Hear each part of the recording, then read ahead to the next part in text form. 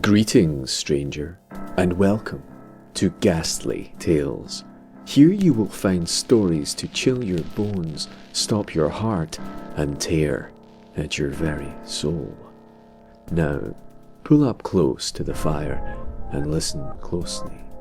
For this evening we bring you a master class in tortured suspense, a classic from the master of nightmares himself. This is The Pit and the Pendulum by Edgar Allan Poe. I was sick unto death with that long agony, and when they at length unbound me and I was permitted to sit, I felt that my senses were leaving me. The sentence, the dread sentence of death, was the last of distinct accentuation which reached my ears. After that, the sound of the inquisitorial voices seemed merged in one dreamy, indeterminate hum. It conveyed to my soul the idea of revolution, perhaps from its association in fancy with the burr of a mill wheel. This only for a second, for presently I heard no more. Yet for a while I saw, but with how terrible an exaggeration. I saw the lips of the black-robed judges. They appeared to me white, whiter than the sheet upon which I traced these words, and thin, even to grotesqueness, thin with the intensity of their expression of firmness, of immovable resolution, of stern contempt of human torture. I saw that the decrees of what to me was fate were still issuing from those lips. I saw them writhe with a deadly locution. I saw them fashion the syllables of my name, and I shuddered because no sound succeeded. I saw too, for a few moments of delirious horror, the soft and nearly imperceptible waving of the sable draperies which entwined the walls of the apartment.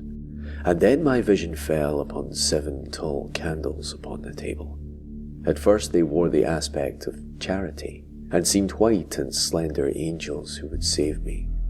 But then, all at once, there came a most deadly nausea over my spirit, and I felt every fibre in my frame thrill as if I had touched the wire of a galvanic battery, while the angel forms became meaningless spectres with heads of flame, and I saw that from them there would be no help. And then there stole into my fancy, like a rich musical note, the thought of what sweet rest there must be in the grave. The thought came gently and stealthily, and it seemed long before it attained full appreciation, but just as my spirit came at length properly to feel and entertain it, the figures of the judges vanished, as if magically from before me.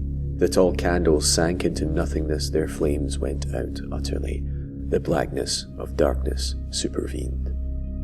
All sensations appeared swallowed up in a mad rushing descent as of the soul into Hades. Then silence and stillness, night were the universe. I had swooned, but still will not say that all of consciousness was lost.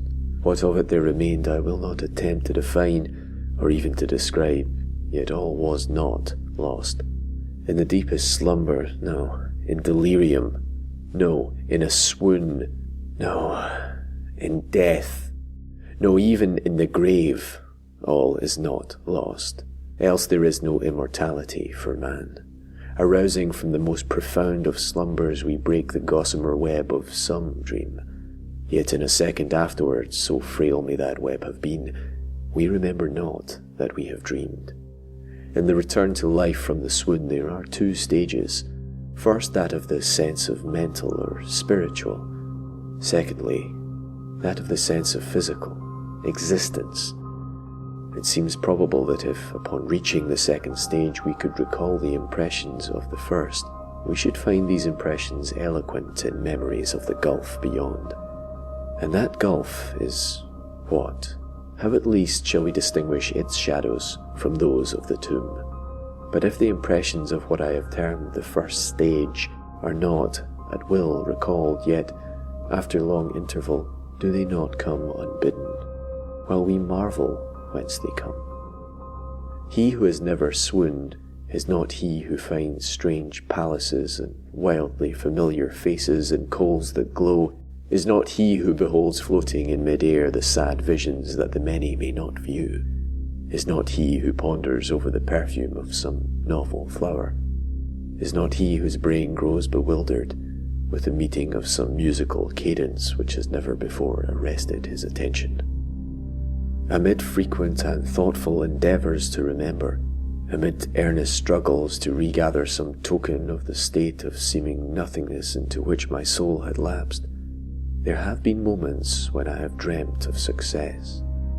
There have been brief, very brief periods when I have conjured up remembrances which the lucid reason of a later epoch assures me could have had reference only to that condition of seeming unconsciousness. These shadows of memory tell, indistinctly, of tall figures that lifted and bore me in silence, down, down, still down, till a hideous dizziness oppressed me at the mere idea of the interminableness of the descent. Yet they tell also of a vague horror at my heart, on account of that heart's unnatural stillness. Then comes a sense of sudden motionlessness throughout all things, as if those who bore me had outrun in their descent the limits of the limitless, and paused from the wearisomeness of their toil.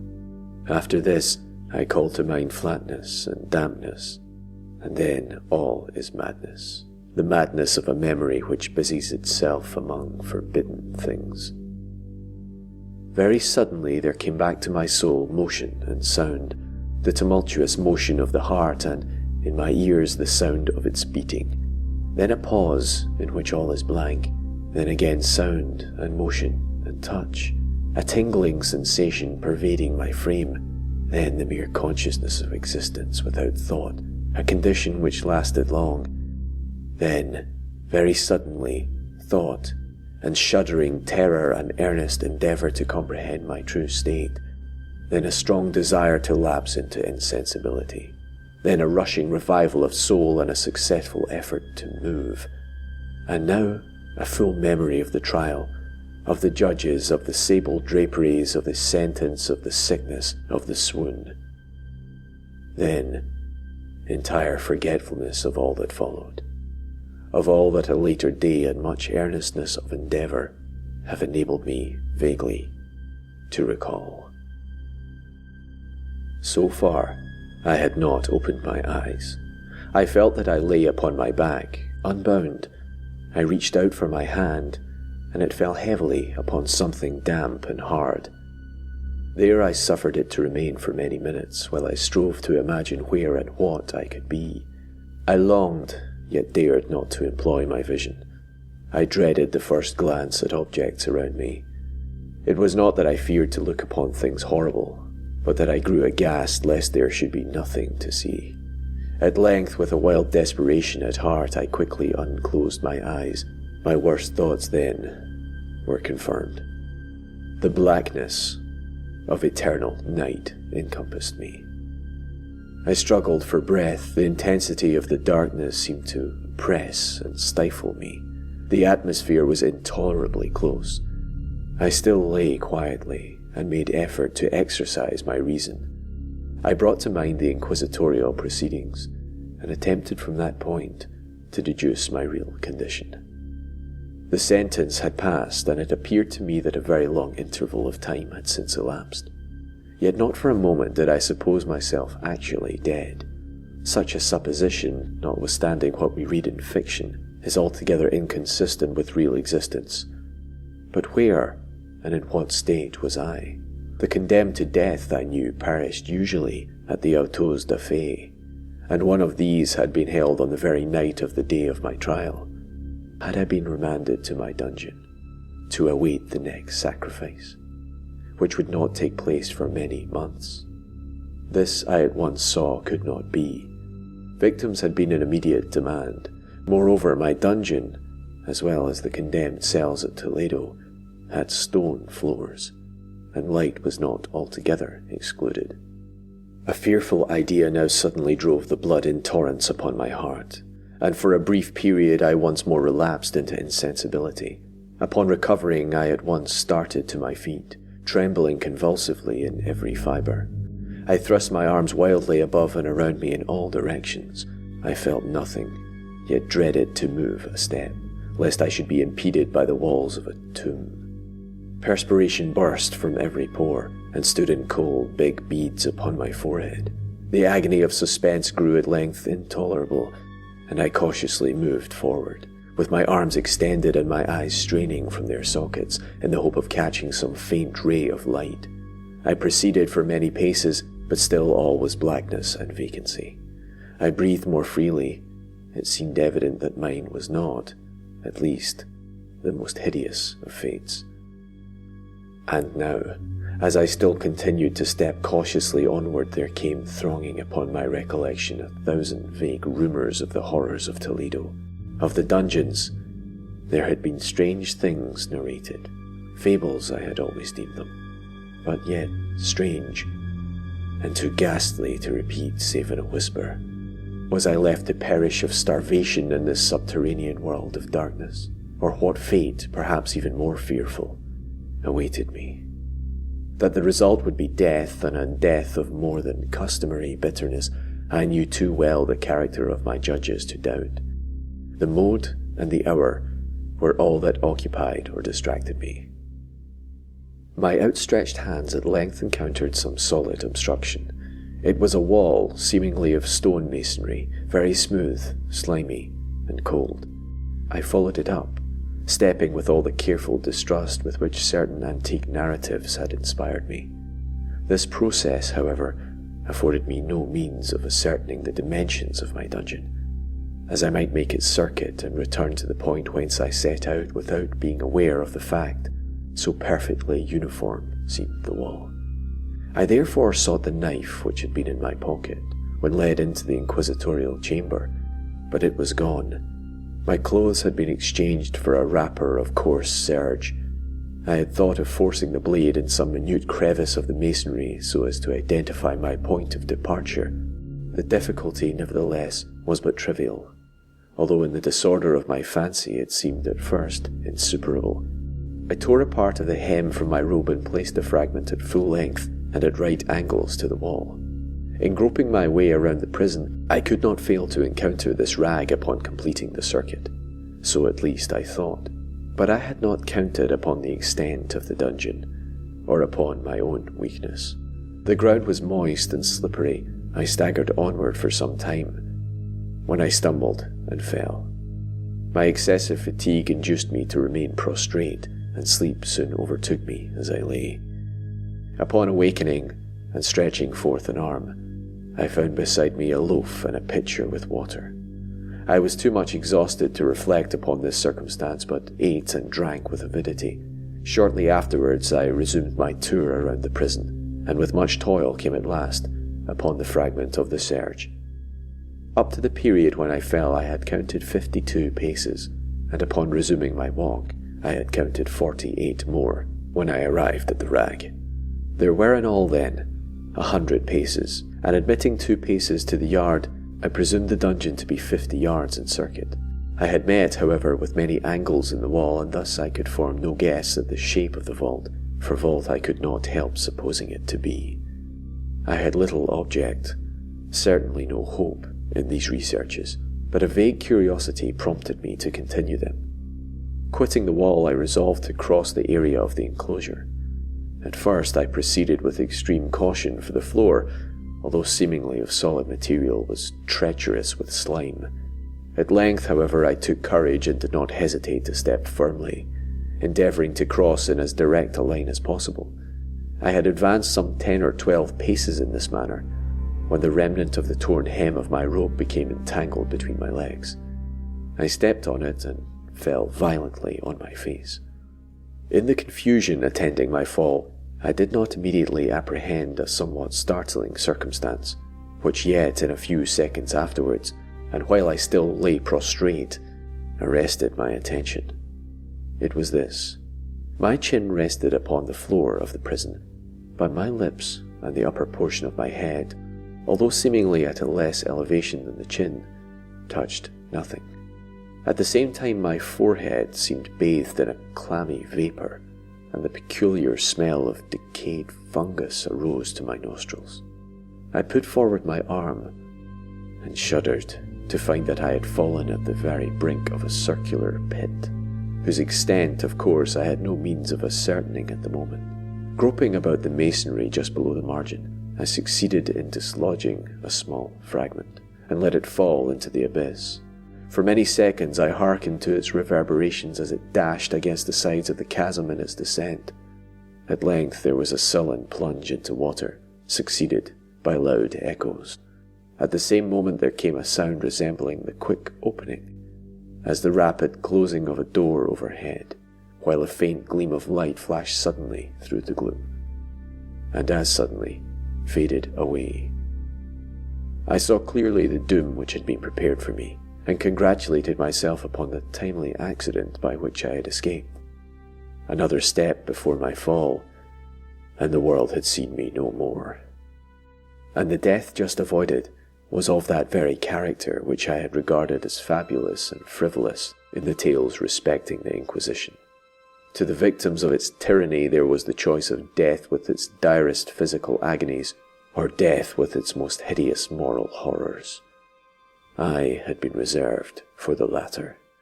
By long suffering my nerves had been unstrung, until I trembled at the sound of my own voice, and had become, in every respect, a fitting subject for the species of torture which awaited me.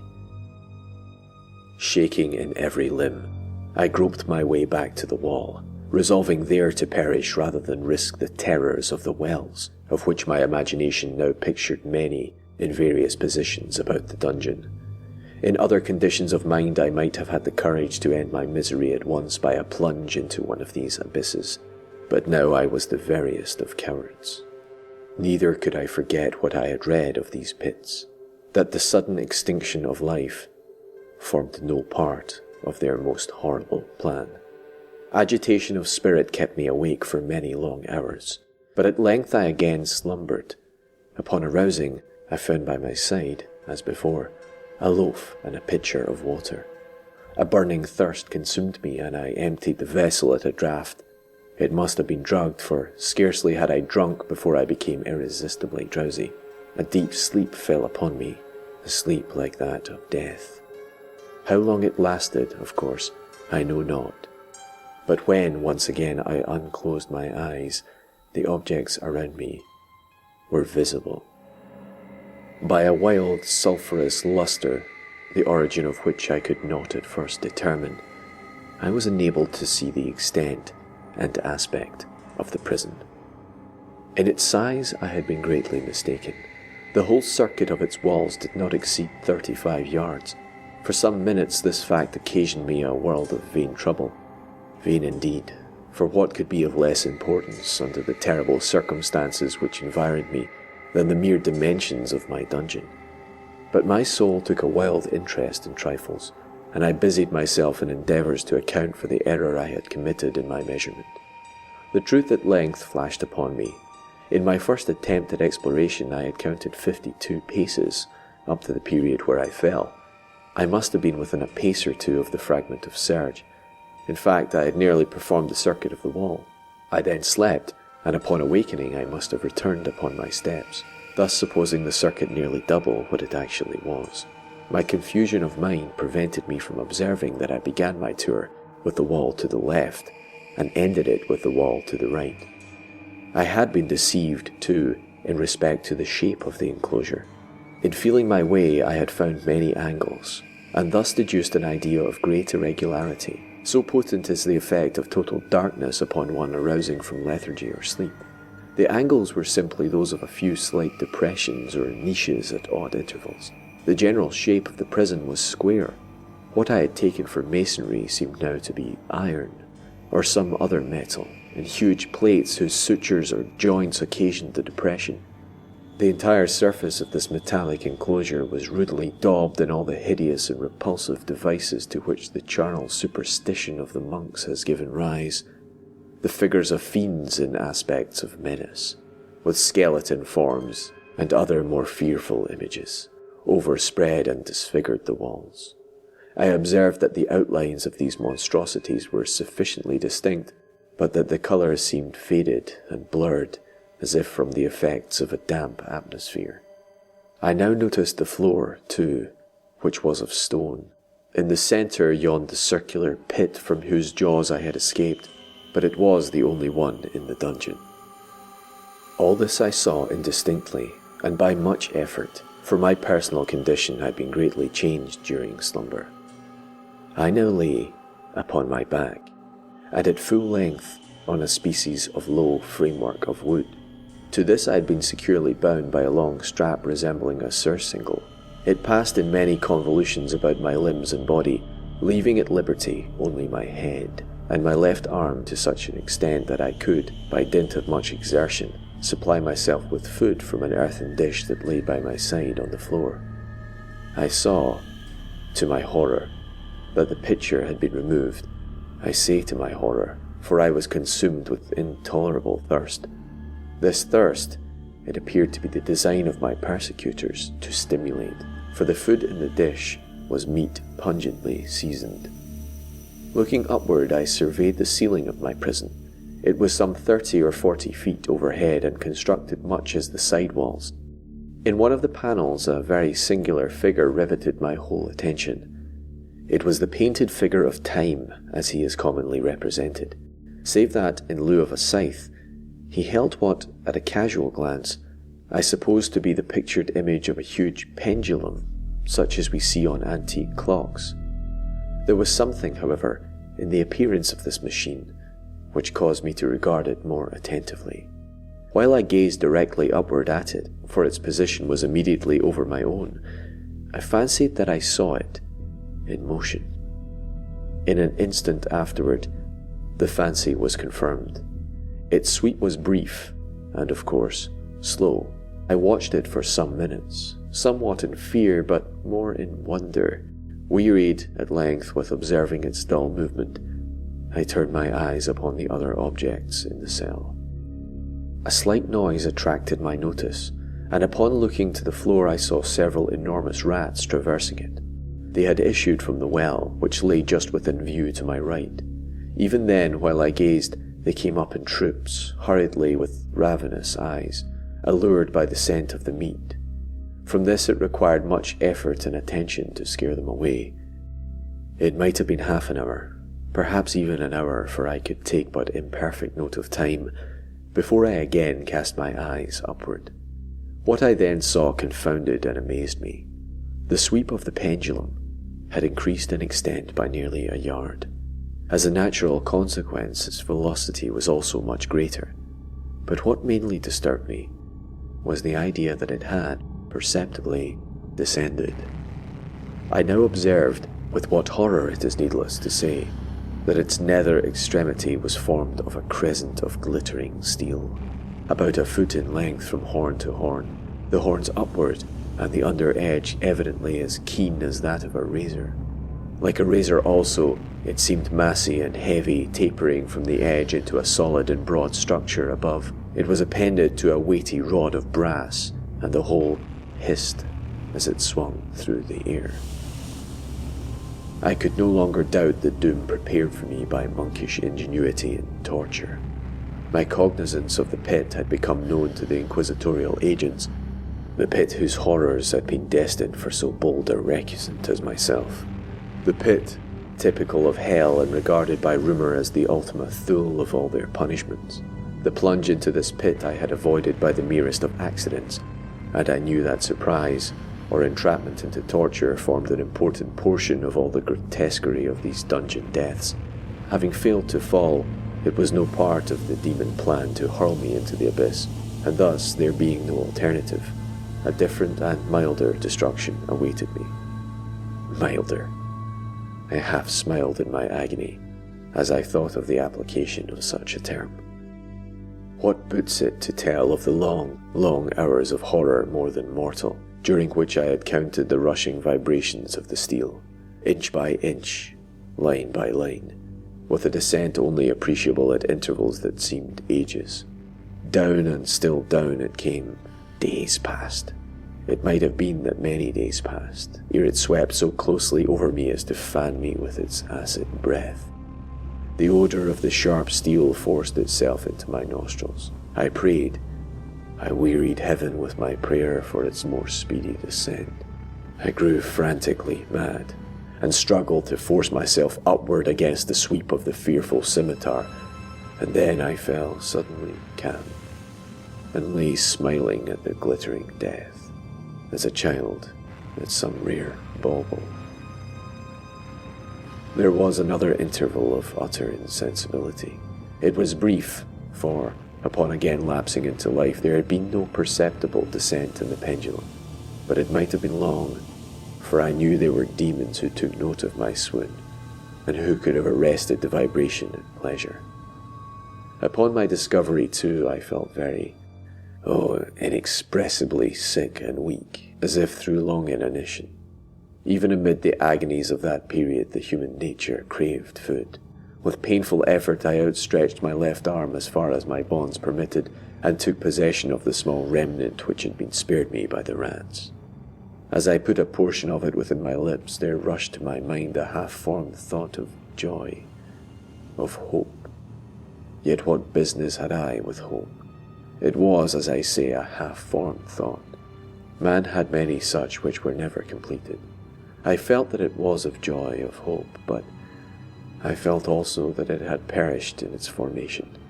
In vain I struggled to perfect, to regain it. Long suffering had nearly annihilated all my ordinary powers of mind. I was an imbecile, an idiot. The vibration of the pendulum was at right angles to my length. I saw that the crescent was designed to crest the region of the heart.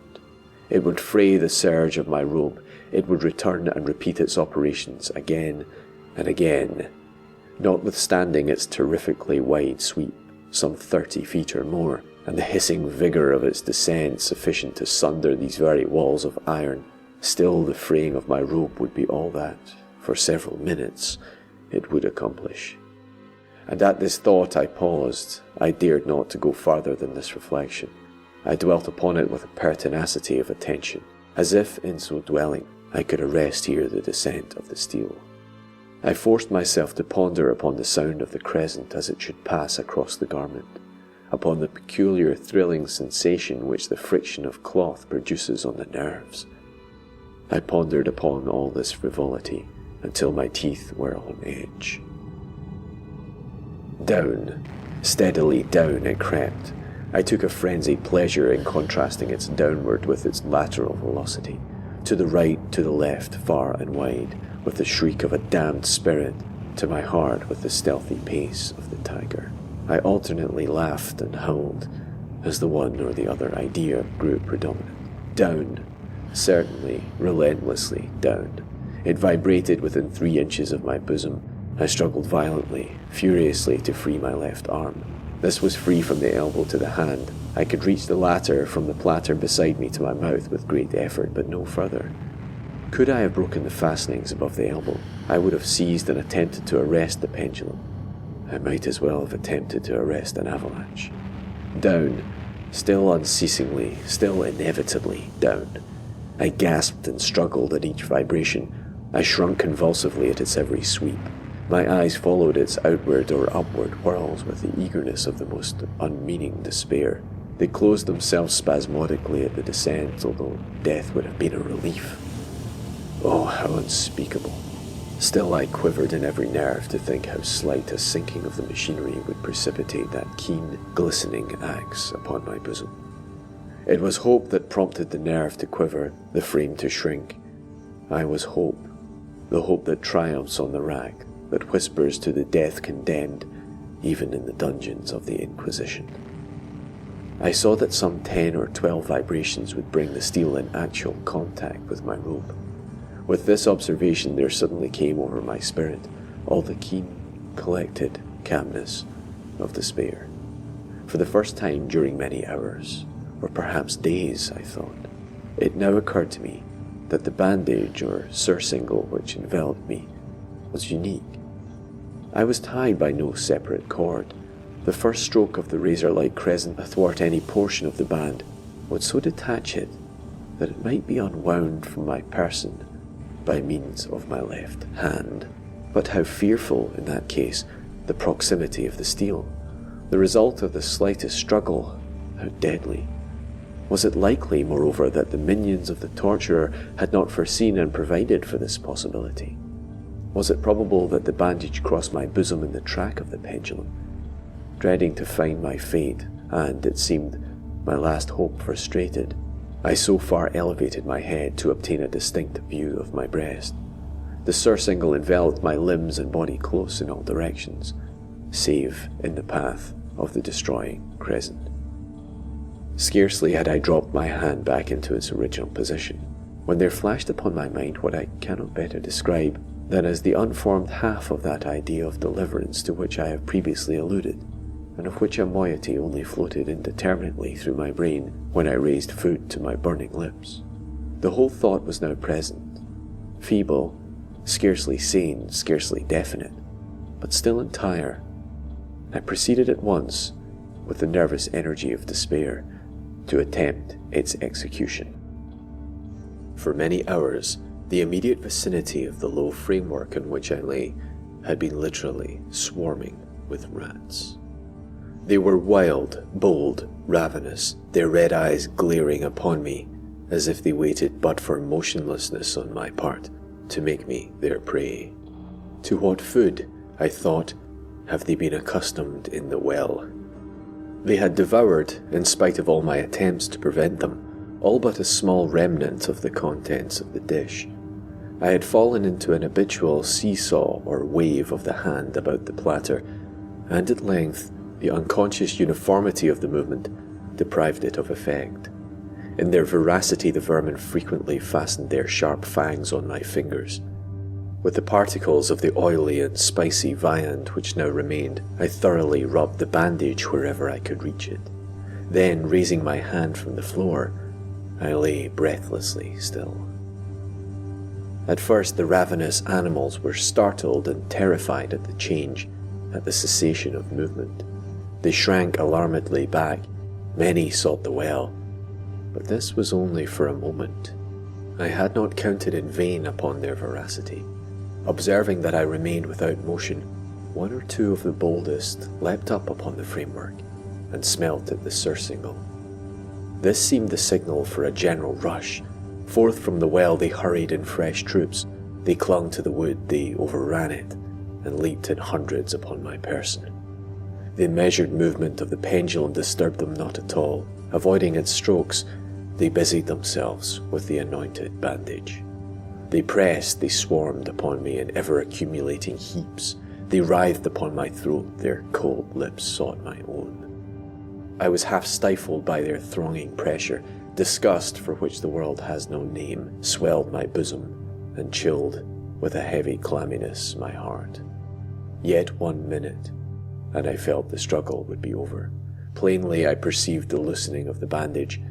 I knew that in more than one place it must be already severed. With more than a human resolution, I lay still. Nor had I erred in my calculations, nor had I endured in vain. I at length felt that I was free.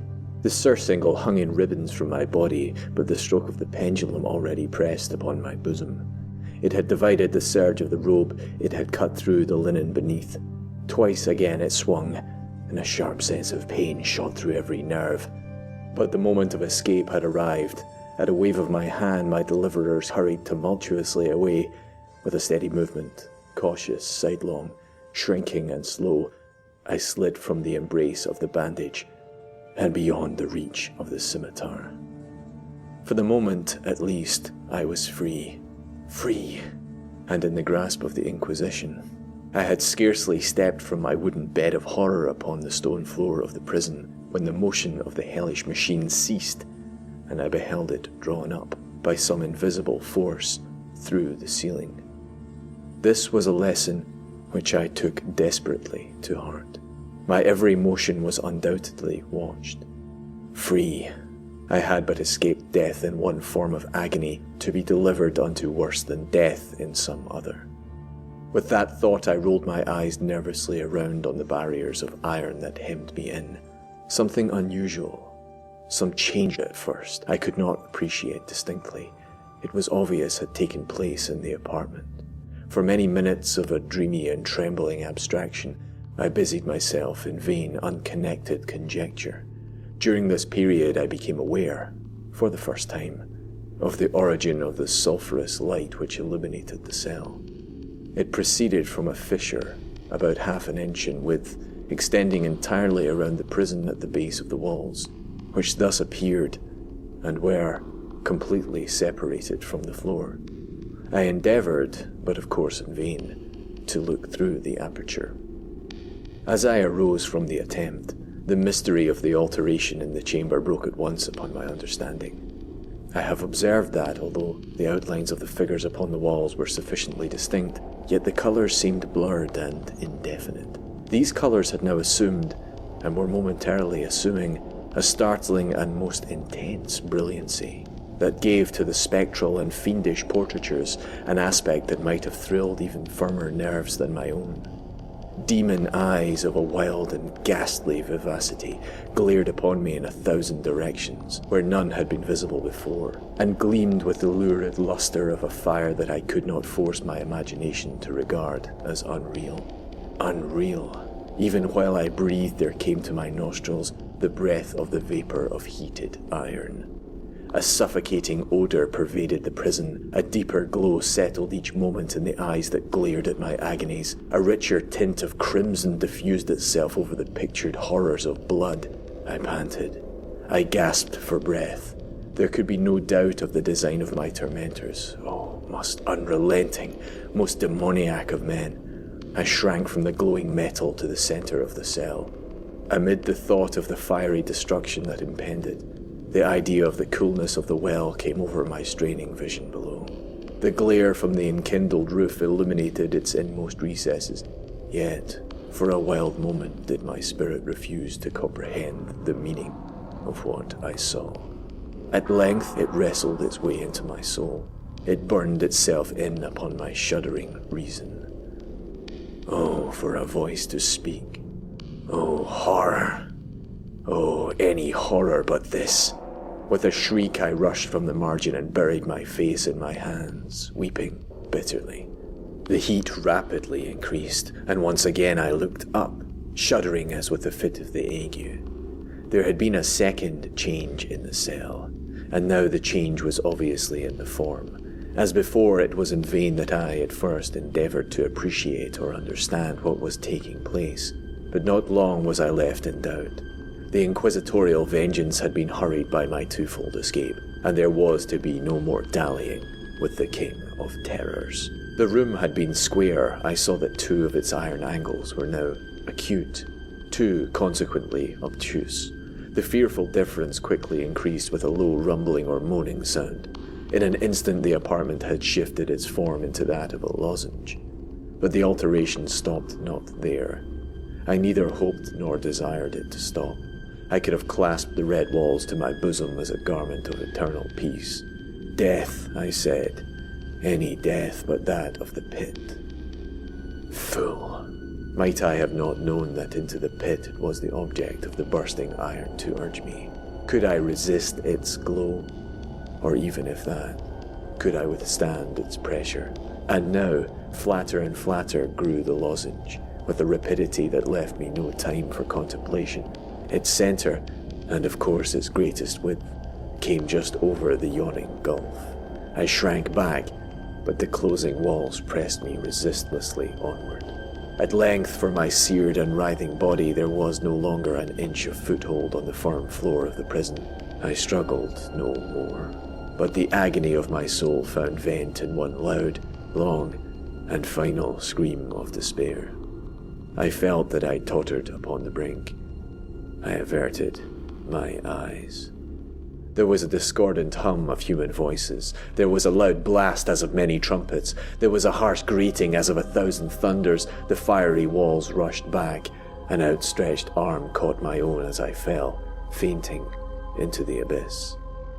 It was that of General LaSalle. The French army had entered Toledo. The Inquisition was in the hands of its enemies.